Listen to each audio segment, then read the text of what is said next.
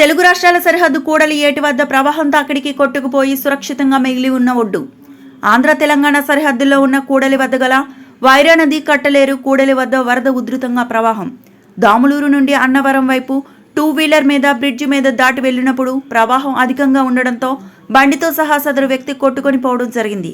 కానీ ఆ వ్యక్తికి ఈత బాగా వచ్చి ఉండడంతో ఒడ్డుకు చేరుకోవడం జరిగింది. అతనికి సంబంధించిన 2 వీలర్ వెహికల్ 25,000 రూపాయలు ప్రవాహంలో కొట్టుకొని పోయాయి. సదరు వాహనదారుడు ఒడ్డుకు చేరుకోవడంతో గ్రామస్తులు ఊపిరి పీల్చుకున్నారు. పెనుగంచిప్రోలు, ముళ్లపాడు గ్రామాల మధ్యన పెనుగంచిప్రోలు వద్ద విస్తృతంగా ప్రవహిస్తున్న చెరువు వరద.